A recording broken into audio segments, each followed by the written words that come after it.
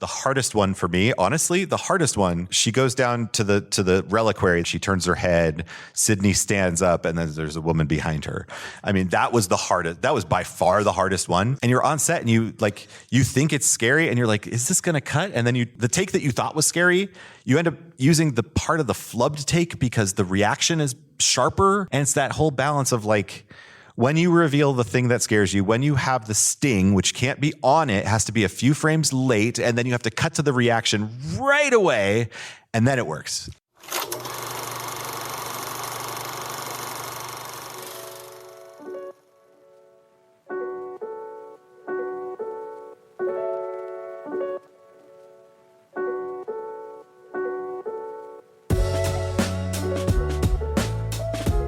Hello, and welcome back to The Director's Cut, brought to you by the Directors Guild of America.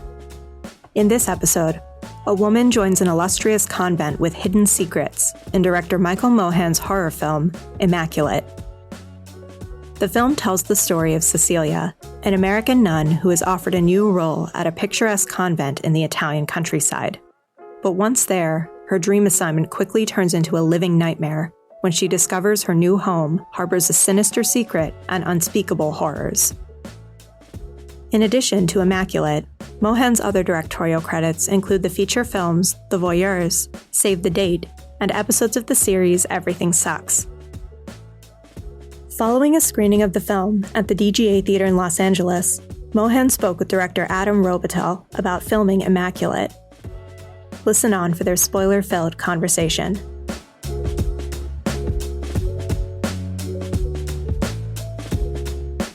I think we should start by saying a novena for this audience who came to see this movie on Easter Sunday or Easter weekend. a little moment of silence for all of our souls. It's great to talk to you, man. I have so many questions. Wow. This is my first time seeing it and blown away by the film. Thank you. You know, film. A lot of times, horror and science fiction is sort of like an answer to what's happening in the zeitgeist, and I feel like it's really interesting that this movie comes out at a time when, you know, Christianity is actually on the decline in America. I was looking at the statistics; it's gone down precipitously in the last 15, 20 years, and yet, obviously, women's rights are being attacked at every level. You get a call from Sydney Sweeney, who you have this prior relationship with, and you've done some beautiful work with before on The Voyeurs, great film. Is it an instant yes? Do you read the script and go, yeah? No, it wasn't an instant yes. She had sent me other scripts prior to this that I just didn't think I would bring something special to it, you know, and so when she sent me this one, I was really scared to read it because this one she was definitely making no matter what. And it wasn't just some piece of development somewhere. It was like she had a hole in her schedule and she was definitely making it. And so, luckily when I read the script, I saw a lot of the potential for what it could become, you know? And so I jumped at the chance with this one. Amazing. You know, look, growing up Catholic, it sounds like you were too. Yep. The images of Catholicism are so terrifying. I mean, this movie has a lot of amazing, the iris burning images. But people might, you know, horror fans, by the way, are loving this movie. And so like my crowd they're all talking about it. But it's hitting buttons for people. And I love how neon is actually subverted and leaning into it. But like, if you read Leviticus, for example, like the Bible's like so terrifying, like it makes this look like a Disney movie, you know? Can you talk a little bit about your discussions with Sydney about, you know, faith? Yeah. And I was really struck by how earnest, and she has that beautiful monologue about her near-death experience. But I was really struck by how grounded it was, and I really believed her in that. And I'm just curious if you guys talked about. Yeah. So this is something I haven't really been able to talk about a lot of this stuff because we've been like in the eye of the press, and we have to be really careful with what we say. So tonight I'll hopefully be a little bit more candid with all of you. So the first conversation I had with Sydney was because the script was originally a studio movie, and it was at Paramount Vantage, and then Paramount Vantage disintegrated and the script was sort of stuck in development. When I read it, the end of the film, it was a very traditional studio ending where she gave birth to the baby and then it cut years later and she was on the playground with it and raising it. And I said, this is a dangerous message. Like, I don't think you realize, but this movie might seem like it's suddenly pro-life. And she and the writer immediately were like, oh my God, you're so right. And I pitched them the idea for this ending and, where she actually like performs a fourth trimester abortion. And they were like, yeah, that's what this needs to be. But how that relates to the Catholicism part of this, I told them a story like this sort of, when I finished reading the script, I thought about this, thing that happened to me. So I grew up super Catholic. I was like the leader of our youth group. I would go in on, Fridays and Saturday nights to help out at the local shrine.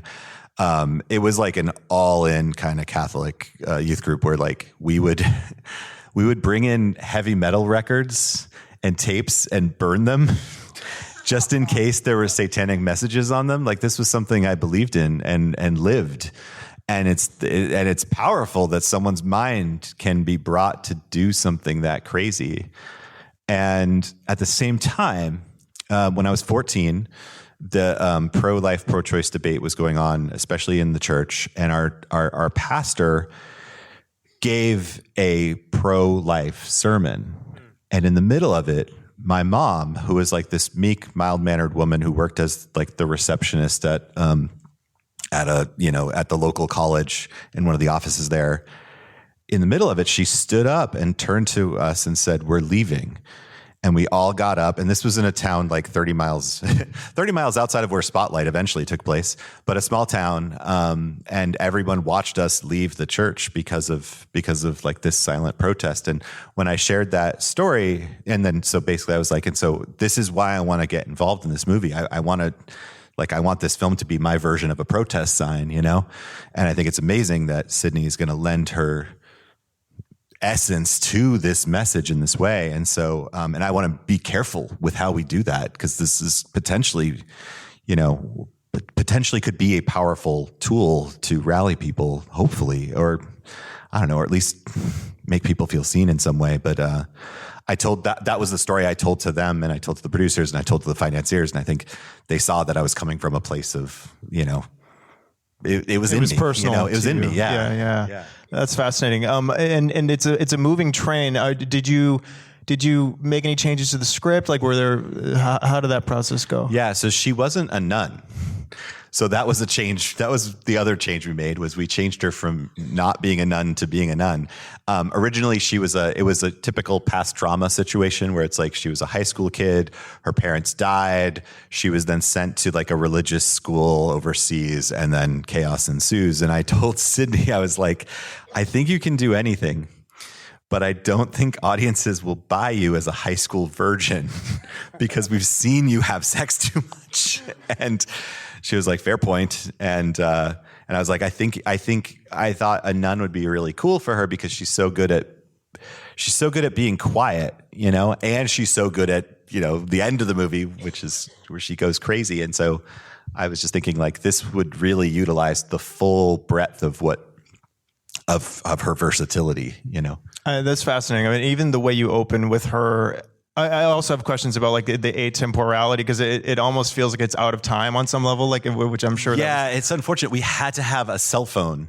So let me tell you that because this is like a director. So like there was no way around the priest getting a cell phone call in the middle because originally that sequence lasted forever. Like basically that sequence, she was going to get away, and then we had 20 pages of material of her escaping.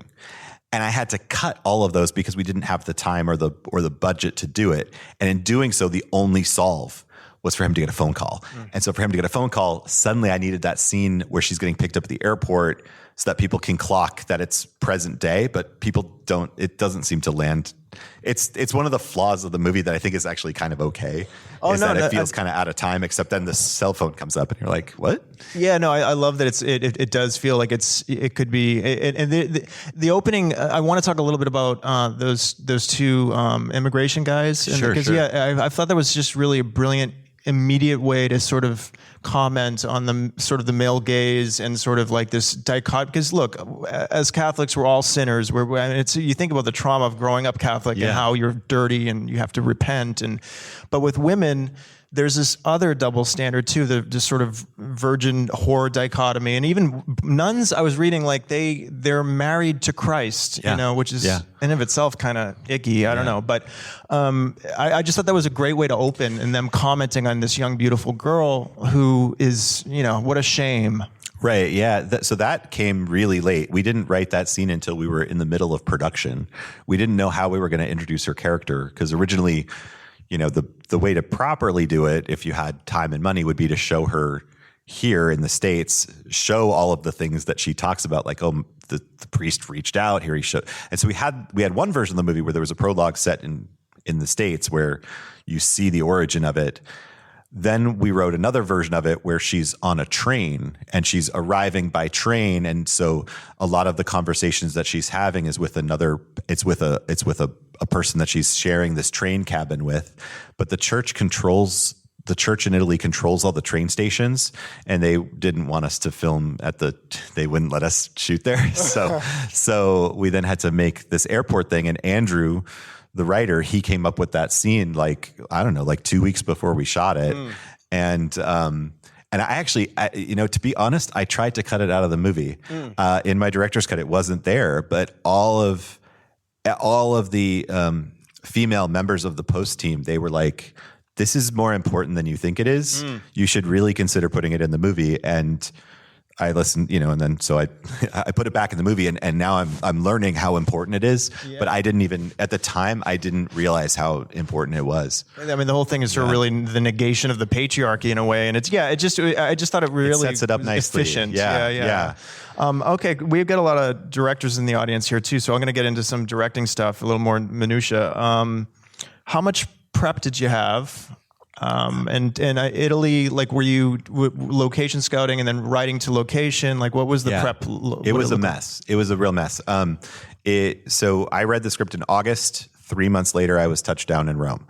We did basically what was a page one rewrite, but the writer's deal wasn't done until like 6 weeks out. So we were trying to I was having conversations with him and trying to get like sort of reshape it while we were going. But while we were on the ground, we flew him out. He was looking at some of the locations with us. And honestly, like, we never locked a script. Like, we had a version of a script that we were going towards, but it was changing all the time just based on our limitations, honestly. Because Sydney had to leave at a certain, this movie was made for like $6.5 million. It was very cheap. We shot it in I think it was like 27, 28 It looks days. like a $25 million movie. Thank you. Thank you, Italy. Everyone keeps saying that to me, and I keep waiting for someone to give me more money, but I keep going backwards. I'm ready. Imagine if I had $20 million. It would look like 100. Anyways. Or I'd see my kids more.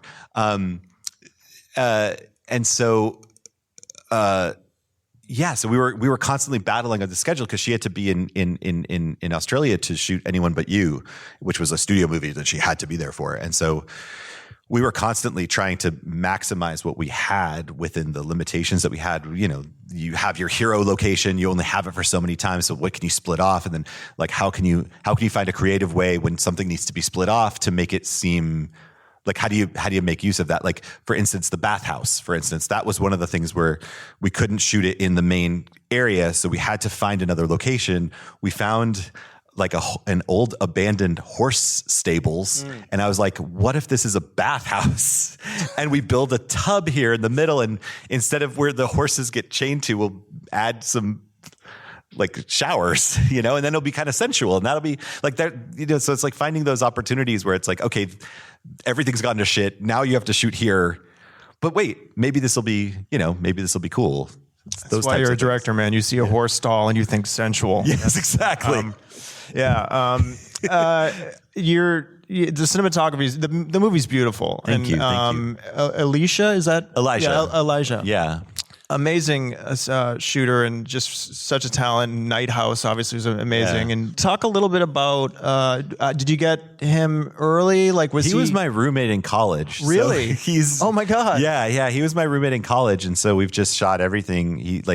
So my first film was this $21,000 micro budget, nothing film. And we shot it on nights and weekends over 2 years. And he would be like manning the camera. And sometimes I would be like pushing the dolly and like, I'd be operating the boom mic at the same time. And so we've just been working steadily together on things. And it's, I tend to work with the same people over and over again. And he's the person I've worked with the most. And when you're in prep, like, are you shot listing? Are you kind of a director who, the other question I had was like, when you read a script, because everybody's different, are you starting to see shots immediately or do you let it soak in? And No. I knew the ending.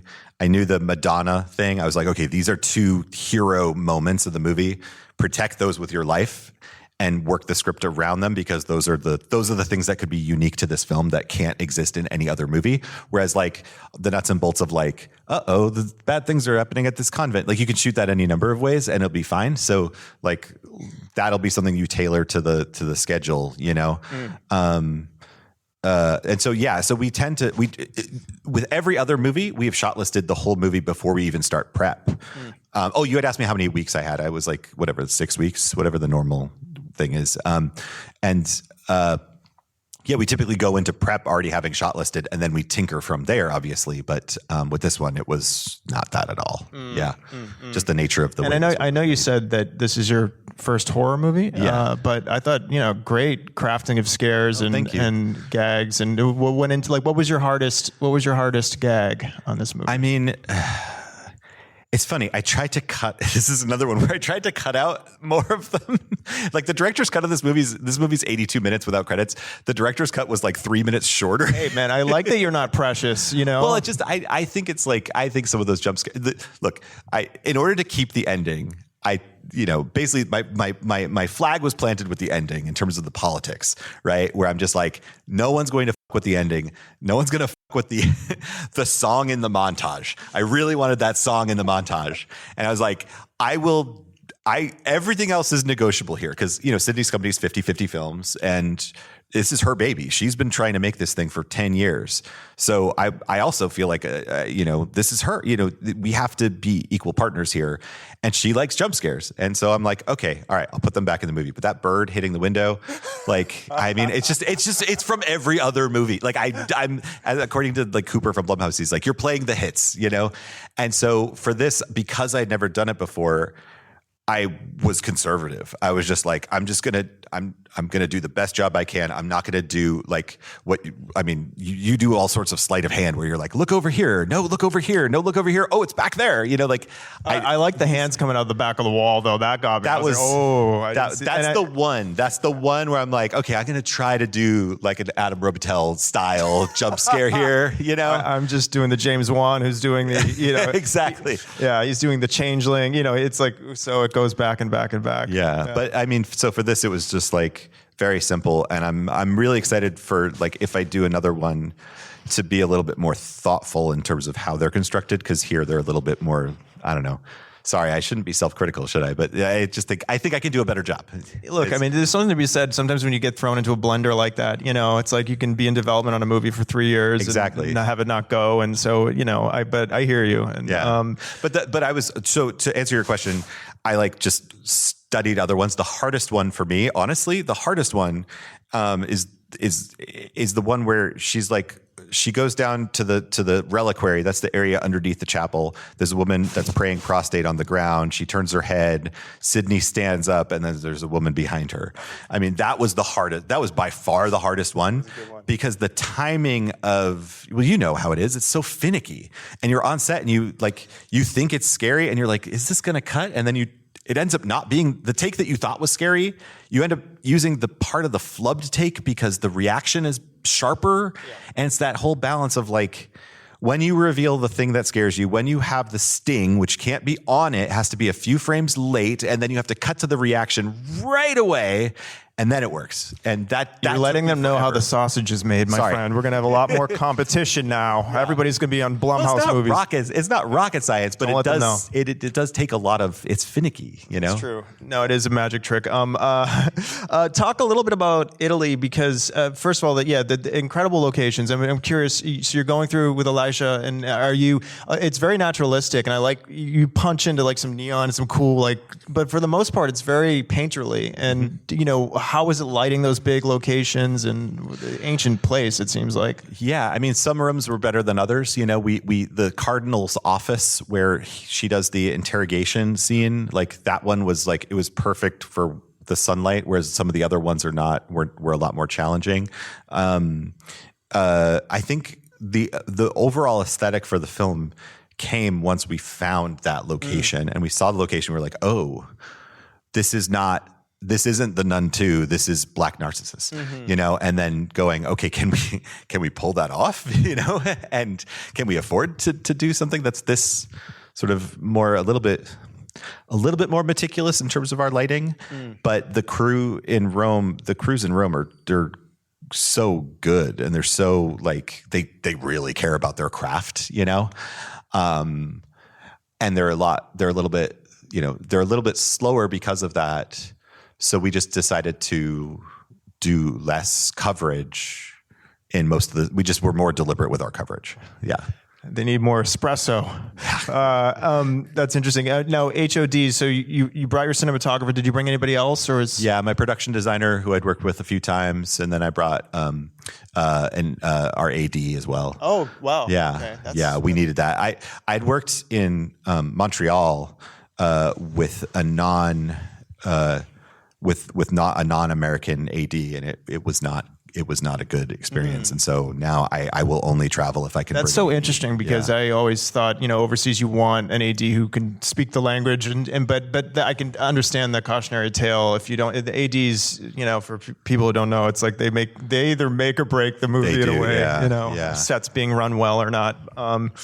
And Sydney, look, she has this incredible persona, magnetic performances on Euphoria.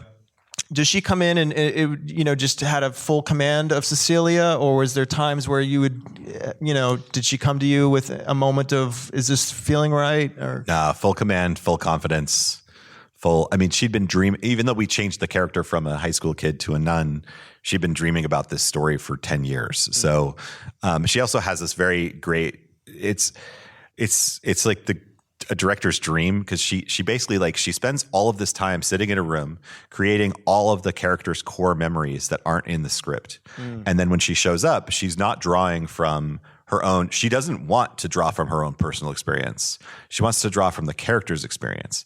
And somehow that allows her to step in and out of her characters very easily. And it also means that take one is really good. And if you're struggling with your day, to have someone where take one is going to be usable, like there's that scene. It's my least favorite. One of my least favorite scenes is that altercation at the door with him when and almost every shot in that scene is take one, because I just needed to get shots at that point. But when you have someone who comes in that prepared, when you get to take two and take three and take four, you can go even more. You can achieve a level of nuance that would take another actor a lot longer. And so, her process is just really makes my job actually a lot easier, but there was no, and she's also game to try anything too. So there's a moment towards the end where she actually starts laughing a little bit after the lab blows up. And I was like, what if you started laughing here? And she's like, I don't think I would do that. I was like, will you just try one? And then she did, and it was cool. And we put it in the movie. So it's I don't know. We have a really trusting relationship too. It's amazing. And she obviously, having that relationship with you beforehand is so key, because you want to have that trust. And this movie puts up a lot of tough moments, you know? Yeah. And she knows, Elijah and Adam, the production designer and DP, it's not just between she and I, it's between the four of us. And so she also knows that the person behind the camera is going to do a great job in terms of capturing this crazy moment really well, so that she doesn't have to do 100 takes. That take one will also be usable from a technical standpoint as well. That's so cool. What was in terms of like when you shoot overseas? A lot of times they have like a turnkey production company that like interfaces. Did they have that in Italy? What was it like in Italy? What were the crews like? How was your command of all the Italian crew? Like, what was that like for you? With the camera crew, it was great. I mean, our Steadicam operator deserves so much credit because the catacomb sequence it was all on him, and that was a really hard location. That was real, that was a really hard location. Yeah, the only thing we built was the confessional booth and the coffin. Everything else was practical. In terms of interfacing with so the thing about Italy I'm not alone in saying this. I've talked to other directors who've worked there. The problem with working in Italy is that they say yes to everything, and then on the day when something doesn't show up, they're like, "Oh, it just didn't come." And then you're like, "Wait, I said a wolf, and it's like a Dalmatian." Well, then you go like, "At what point did you actually learn this?" Because I could have made. It's like one of those things where it's like, okay, if I knew this 2 weeks ago, I would have figured out a better solution than nothing, And so that was challenging. The financial, we came back, we were $1 million under budget. Wow. And so that's a problem. That's a problem. That means that like all the times they said we don't have enough money for extras, they were lying to my face. So I was upset about that because we also with $6.5 million to come in at like that much under budget, Wow. Sorry, I'm like really spilling the tea because I haven't been able to do that in any other Q&A. Sorry. Wow. Did you shoot mostly linearly in terms of schedule, or no? It was based on locations, and so luckily that scene at the end came like I think it was like 3 days from the end, so that was good, But no, it was all over the map. Yeah, and in some cases we actually had two crews. We had our second unit running simultaneous to our first unit, like literally at the same time, just because we needed to get Sydney out, so hard outs, man. Yeah. In terms of casting, what was that? Mostly Italian for the other players. So, great faces. I mean, the whole movie has this tapestry of amazing faces. Thank you. Yeah. So everybody's Italian except Alvaro, the priest who came from Spain. He came because Sydney sat next to him at a GQ event and just really liked him and said he was really charming. And then she called me and she was like, "I'm at this GQ event. Check out this actor, Alvaro Morte." And then I looked up all his stuff and I was like, "He's great." And then so she asked him to be in the movie and then he said yes.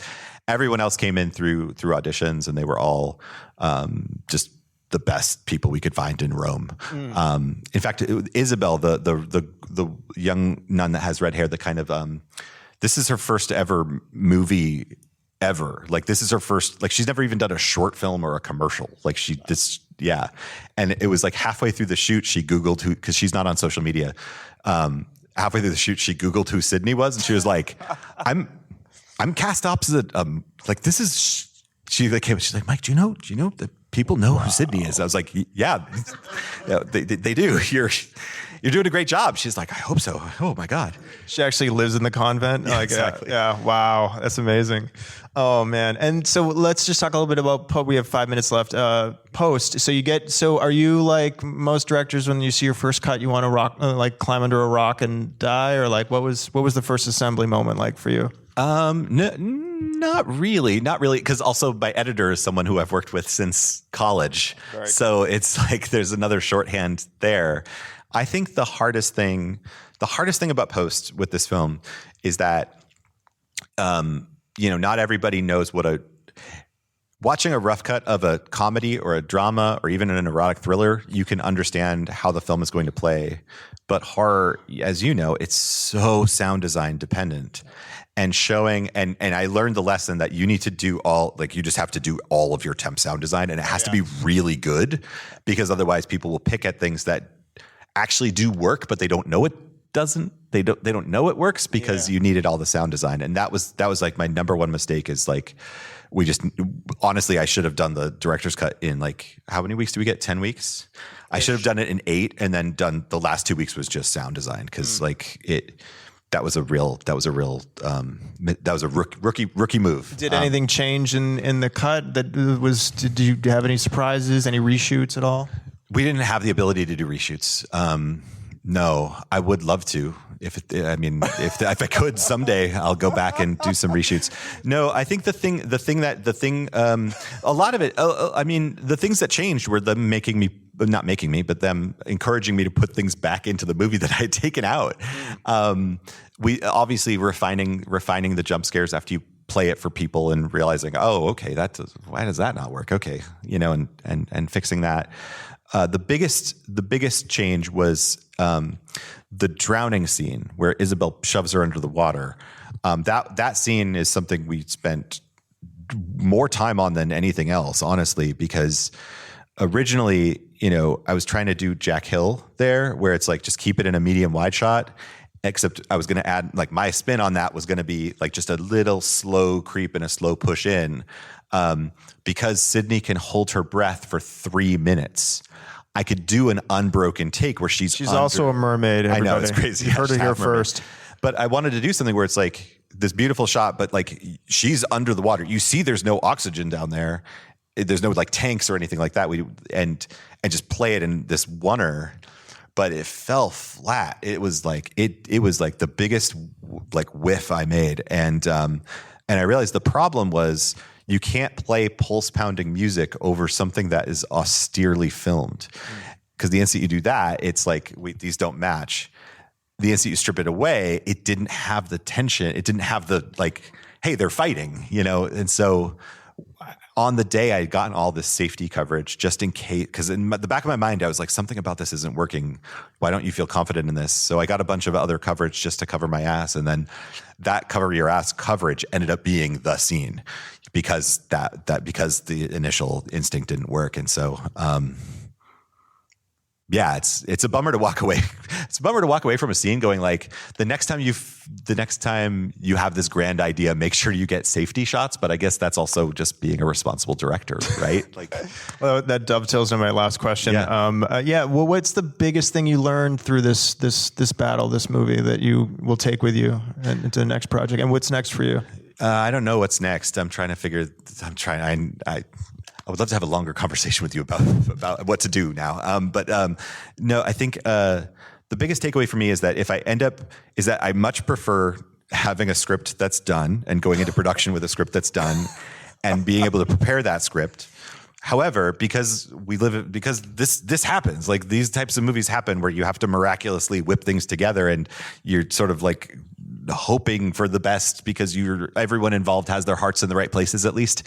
I think I'm going to need to be way more fluid, because I think I was trying to bring that approach of like having it all in my head before I got to set, and just being able to sort of surf on top of the chaos in a different way, and not allow it to like, because it was, it's hard. It's like you go back to your hotel or wherever afterwards, and you're just like spent, know. And I think it's not about caring less. It's just about being a little bit more open to improvisation. Yeah, exactly. And just being more fluid. And so that's what I'm taking away from it. But hopefully I won't have to do that. And I'll have a script that's done and a rigid plan, and I'll get that plan. Those are big asks, my friend. Well, this has been a pleasure, and you've hit a nerve, I can promise you. So thank you. Adam. Thank you for this film. I'm glad it exists. Thank you for coming out, everybody. Thanks to the crowd for coming out. Make sure you pray tonight. Oh, and tell your friends, this is an independent film. We need word of mouth. Thank you.